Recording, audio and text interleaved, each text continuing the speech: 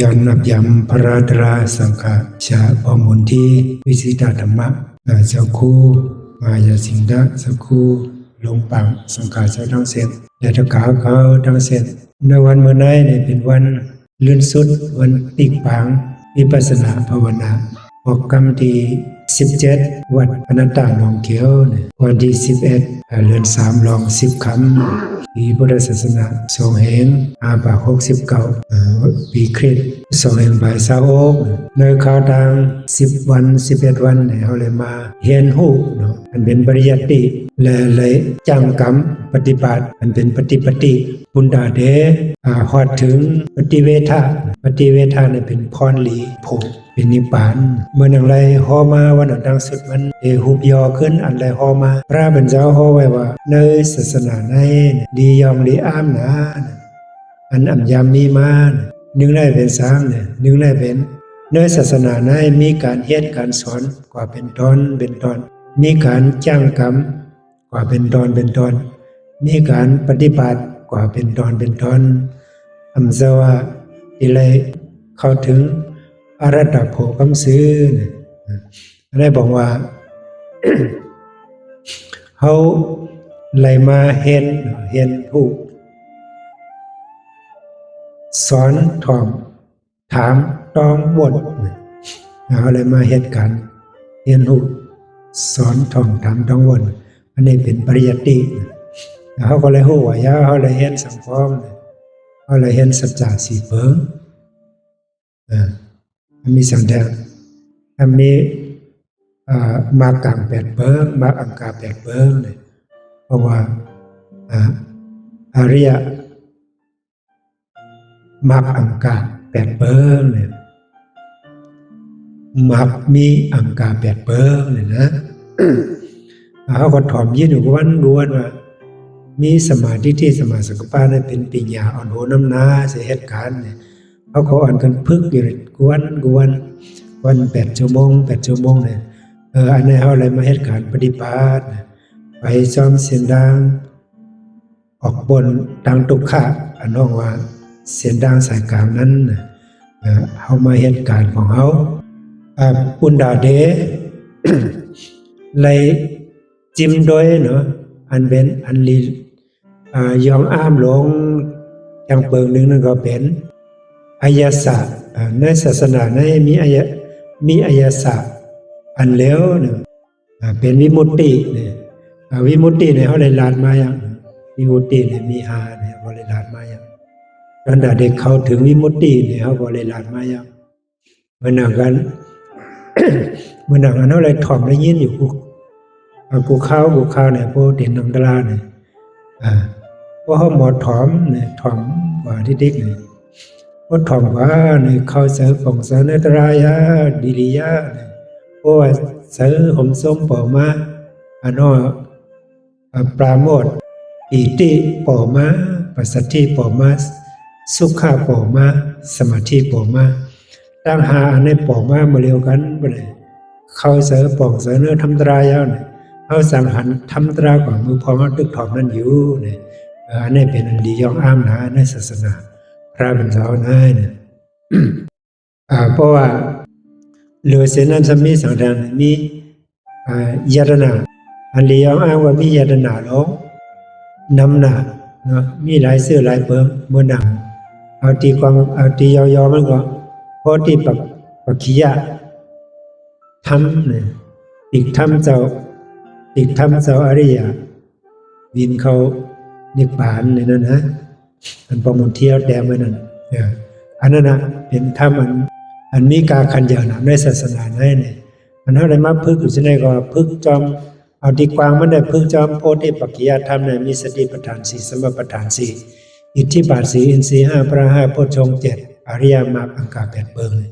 ทั้งหมดมีอยู่37เนี่ยเขามาพึกจอมอันนี้แต่ว่าเมื่อมาฮู้ว่าก็อยู่ในสมาธิที่ทั้งสมาสังกัปปะสองอันเป็นปิญญาและเอา2อันได้อ่อนโหน้ำนายเหตุการณ์กว่าเนี่ยพอที่ปักขิยธรรมคอต่างคอฉะนั้นก็ซ้อมดังหลังเนี่ยก็นั่นแหละเขาเลยมาเฮ็ดเลยมาเอายตนาในเสาในหมู่เสาเนี่ย อันนี้ก็เป็นอันว่าเพราะว่าก็อันไรมาเฮ็ดเลยทบหันยาเนี่ยพระเป็นเจ้าว่าบุคคลคนนั้นน่ะยินดียินชมในศาสนาไหนเนี่ยเฮาเนี่ยพวกไรทบหันเอาเนี่ยก็ยินชมเดียวว่าเนาะหรือเช่นนั้นก็มีทางหลายๆข้อเนาะก็ได้อำนาจทั้งหมดยาวนะเบิ่งลงมันได้เป็นสัจจะสีป้านั่นน่ะเอาเฮ็ดฮู้เอาหลดป่องสารได้ไว้พระเป็นเจ้าผู้สุก็ป่องสาฮู้หันแจ้งแรงในสัจจะสีป้าเป็นพระมาเจ้ายาหันตาเขาลุกน้องตะเปพระเป็นเจ้าอริยะอริยะเขาเจ้าทั้งหลายทั้งเสียงเลยก็ผู้หันสัจจะสีป้าเสเข้ามาโผนิพพานกว่าทั้งนำทั้งหลายเนี่ยเขาจะได้ก็เป็นมาเกิดทบยาวพุทธศาสนายาวเนี่ยก็มาเทียนหัวเอาไปจอมเส้นทางเขาเจ้าอริยะเขาเจ้าเสกว่าจอมห้อยดินเขาเจ้าเสตนตาเดกว่าฮอดถึงมาโผนิพพานนั่นของเขาก็ว่าแล้วอันเฮายามฮู้ยามยินมาเนี่ยก็เลยฮู้เลยยินเลยป่องแรงกว่าเนี่ยเนาะเลยฮู้เลยยินเลยป่องแรงป่องสายเอาก็เนี่ยพึกจ้างกรรมปฏิบัติของหังผังมันเนี่ยอันนี้เป็นกู้สู่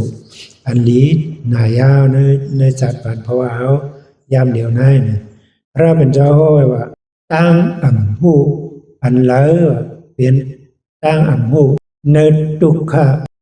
ขสัจจะสมุทัยสัจจะนิโรธสัจจะมรรคสัจจะในห้องว่า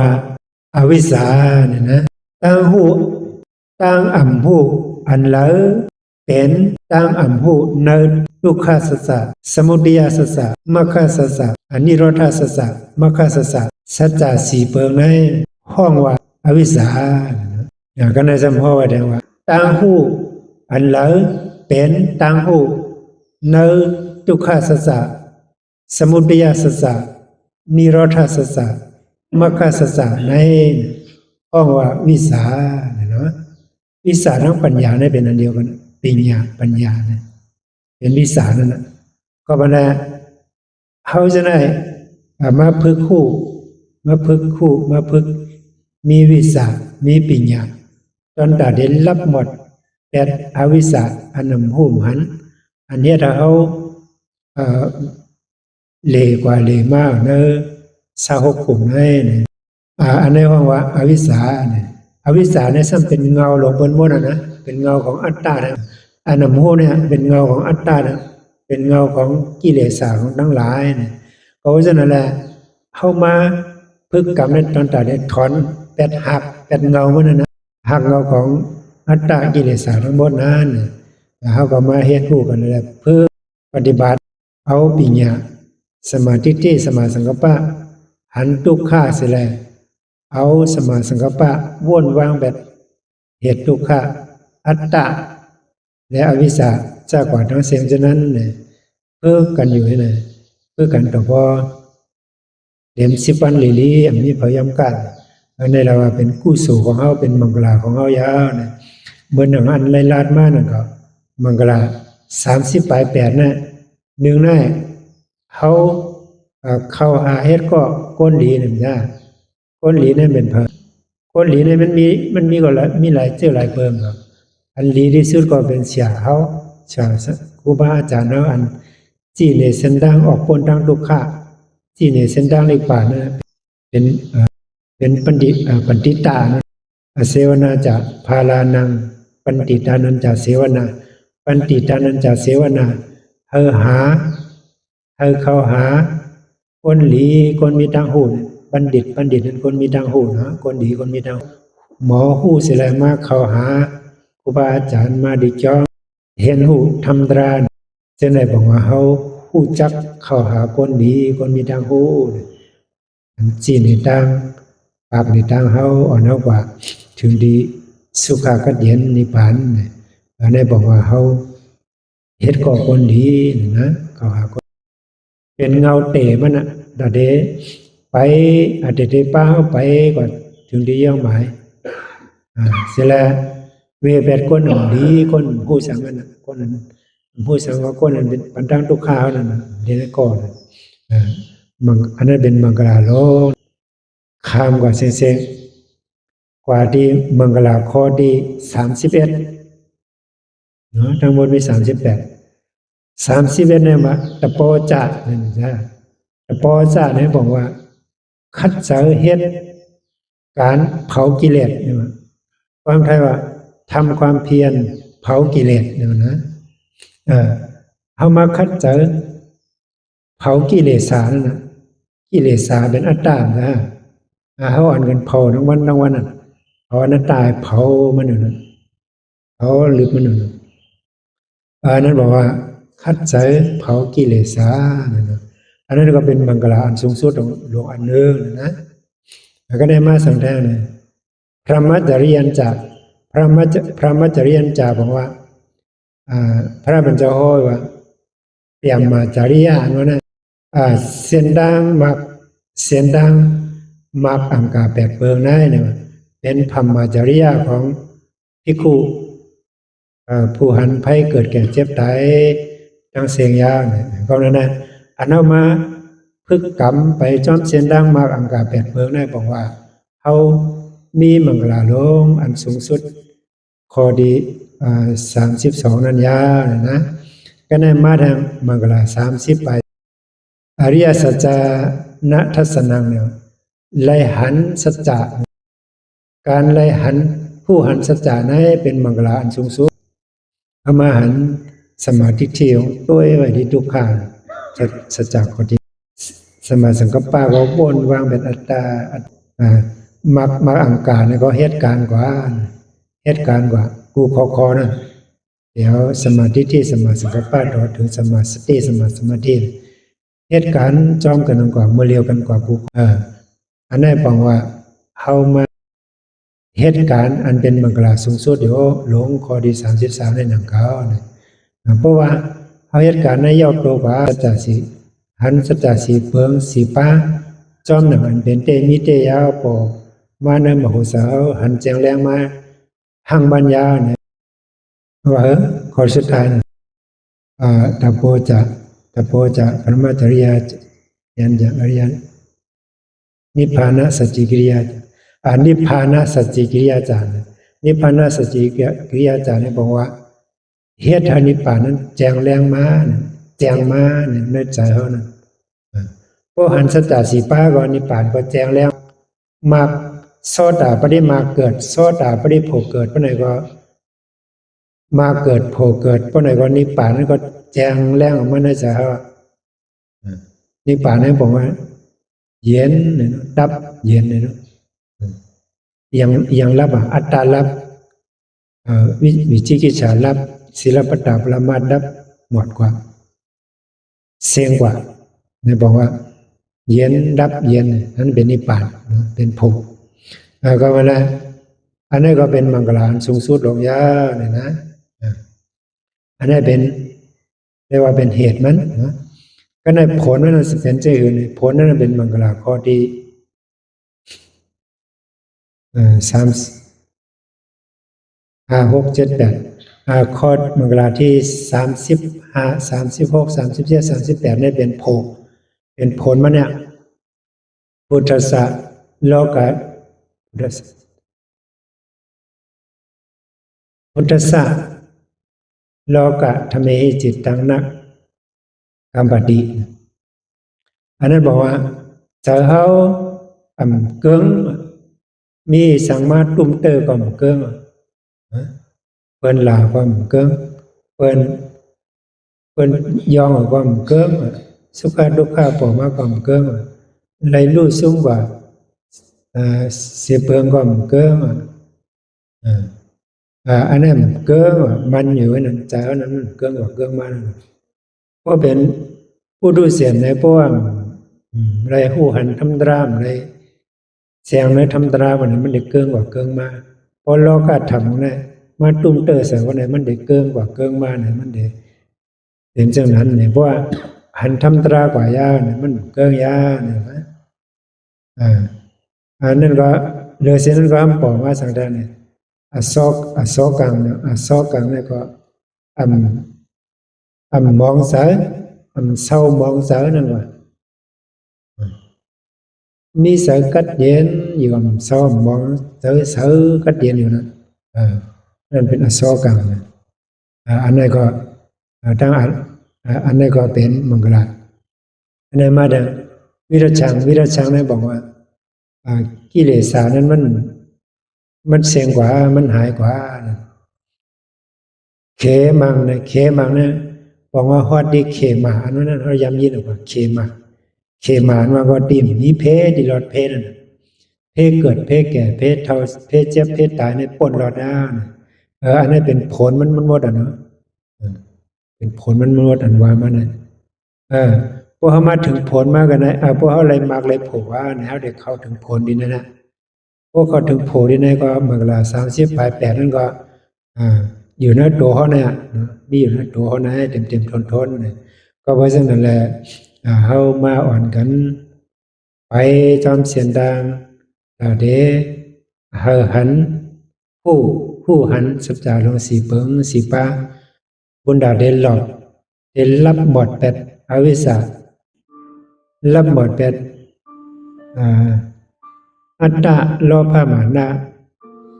สักว่าเนี่ยเพราะว่ารับบทเป็นอัตตาอะไรวันไหนเป็นโสดาบันเพราะว่ารับบทเป็นโลภะอะไรซ้ำเป็น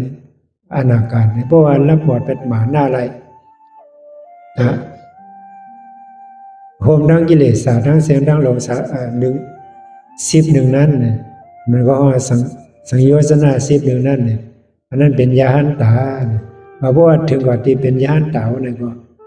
ทุกขะก็รับหมดยินหายเนี่ยพอถึงนิพพานหน้าดิกัดเย็นแน่นอนเนี่ยนะตามทำเกิดแท้งเนี่ยอันนี้ก็เป็นขอเยี่ยงอ่านของเขาอันนี้ก็สู้ดินนั้นไว้ก็เขาหลุดเลยมีขอเยี่ยงอ่านเพราะว่าเขามีขอเยี่ยงอ่านใครไรเนี่ยก็แต่ได้มาพึกมาจ้างมากรรมเนี่ยก็มันก็เป็นไรมาพึกมาจ้างมากรรมเราพอเพื่อนเมื่อว่าแต่เดคัดใจ10 เพชรกว่านี่ก็เป็น